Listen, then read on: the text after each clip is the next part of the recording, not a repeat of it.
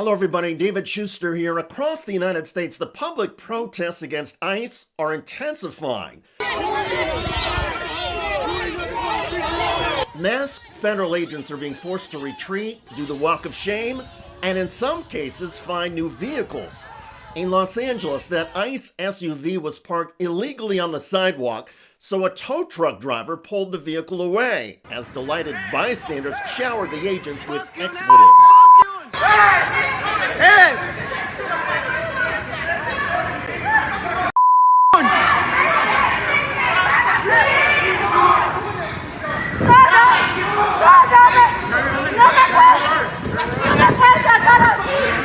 Yo no soy una criminal.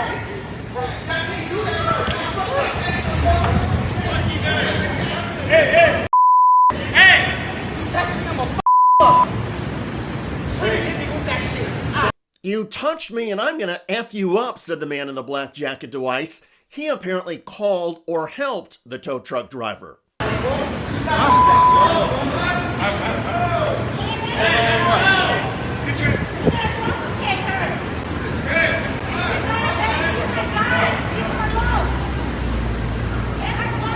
As the ICE agents struggle with cell service, they are berated for not showing badges or identification.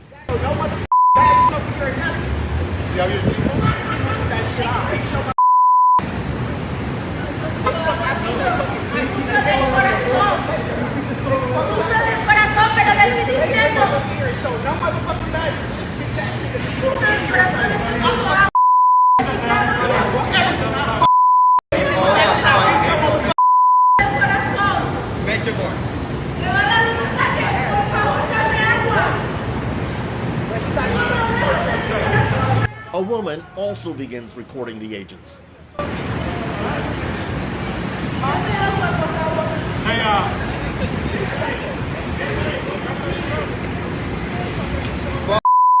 Signal?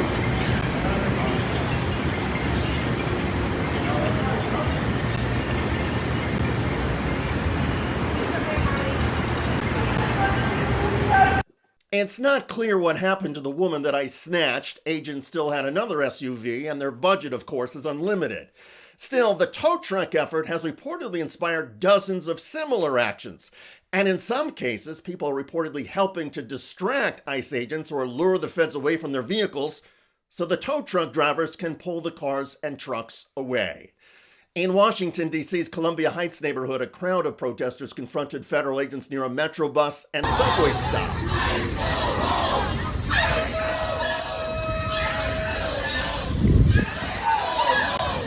The phones and the chants were enough to convince the agents to retreat.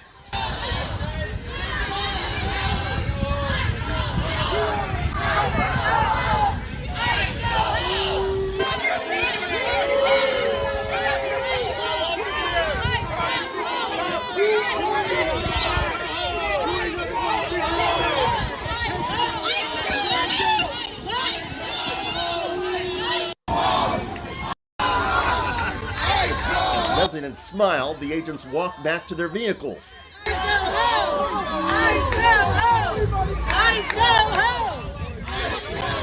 And let's pause it here because this image is perhaps more than symbolic. The agents parked near a Washington, D.C. public school zone, and the license plate on the car is from Virginia, out of state. In other words, the agents are outsiders who are willing to grab anybody, anywhere. Although on this day, in this instance, the agents did the walk and drive of shame.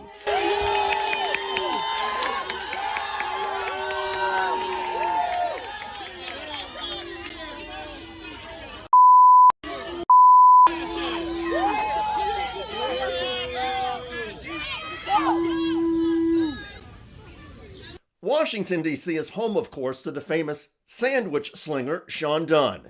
Motherfucker. Oh! Oh! Oh! He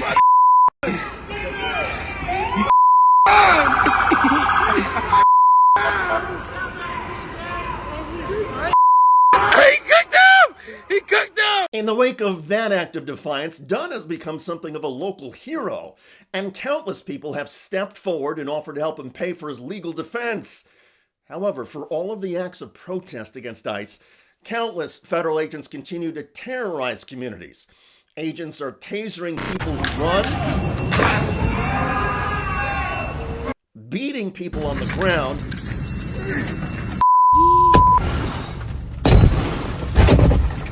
and even grabbing children and their parents coming home from school. Headline: 6-year-old New York City public school student and her mother deported to Ecuador after detainment. Headline: boy, 4 with cancer, deported by ICE despite being U.S. citizen, lawsuit says. A federal lawsuit filed in Louisiana alleges that U.S. Immigration and Customs Enforcement, ICE, deported a 4-year-old U.S. citizen boy with stage 4 kidney cancer along with his mother and sibling to Honduras in April 2025. The complaint contends that the deportation occurred without adequate notice, legal counsel, or arrangements for the child's ongoing medical care.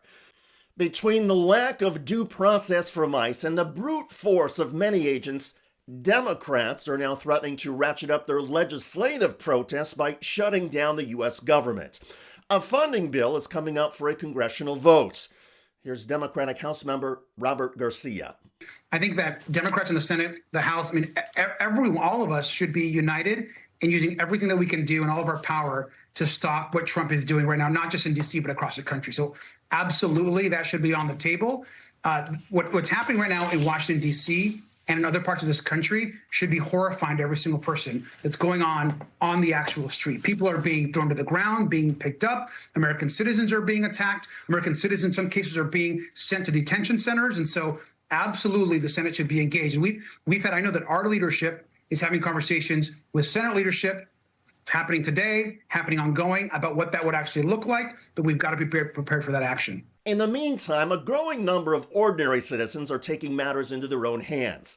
Nearly all of the protests against ICE so far have been peaceful, even when ICE has smashed windows and drawn weapons. But it may be inevitable that eventually somebody is going to meet force with force. And it seems a violent confrontation where ICE agents and citizens exchange gunfire is what the Trump administration is looking for. So much of what ICE is doing seems aimed not at law enforcement or protecting the borders, but at sparking a provocation. Still, kudos to all of the courageous and creative protesters who keep taking to the streets peacefully. They are standing up for our due process, constitutional rights, and an America that often seems to be slipping away.